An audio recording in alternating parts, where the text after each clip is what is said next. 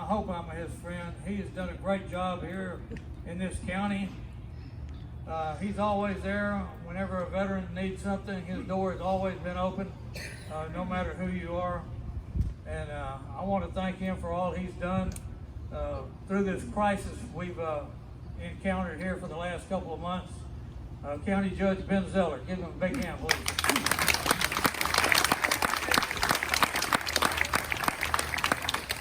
Thank you so much, Will. You are indeed a good friend, and I appreciate you. Good morning, ladies and gentlemen. I am humbled to stand with you today for so solemn and important an event as this. Memorial Day is the time we set aside to remember those who gave their lives in the service of their fellow Americans, those who died so that others may live and live in peace. This is the day to remember real sacrifice and real heroes. In their lives and examples, we see hope. And as much as I'm humbled to be with you all, I'm also grateful. Grateful for the devotion and sacrifice by the members of our military who have made the ultimate sacrifice. Sacrifice, heroes, hope. Those are the words that describe the essence of Memorial Day. The dictionary describes sacrifice as an act of giving up something valued for the sake of something else regarded as more worthy or important. Today, we honor the brave men and women who gave their lives, their most valuable possession, for what they regarded as more worthy or important, the ideals of our great nation. Those ideals are spelled out in the Declaration of Independence. We hold these truths to be self-evident that all men are created equal, that they are endowed by their Creator with certain unalienable rights, that among these are life, liberty, and the pursuit of happiness. Nearly 1.2 million Americans have made that sacrifice in service to our nation. This year marks the 75th anniversary of the end of World War II.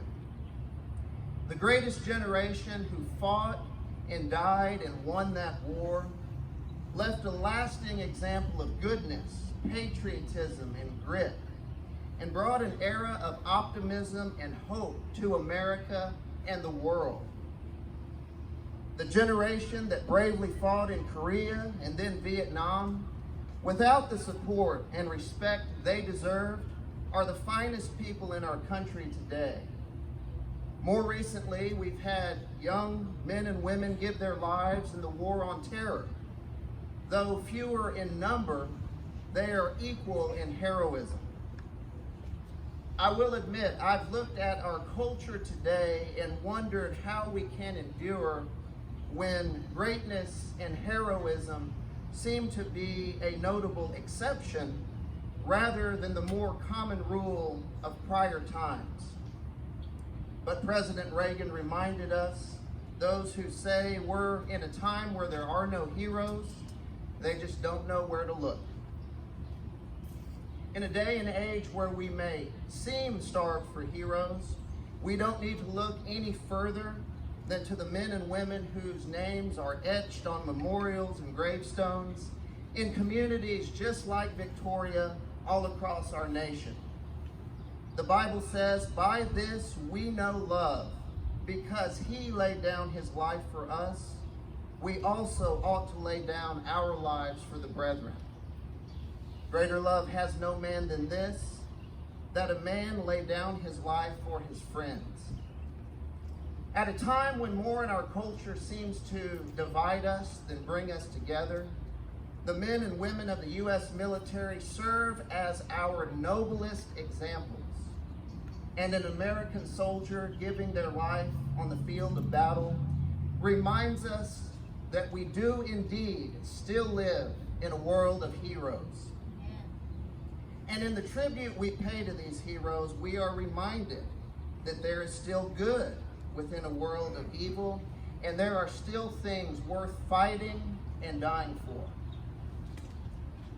At Gettysburg, President Lincoln told us how we are to remember our war dead, with a dedication to the unfinished work and cause for which they gave their last full measure of devotion, so that the dead shall not have died in vain. It is my prayer that we never forget the sacrifice of real heroes who gave their lives, and that we can fully embrace the hope that we have. Thank you all.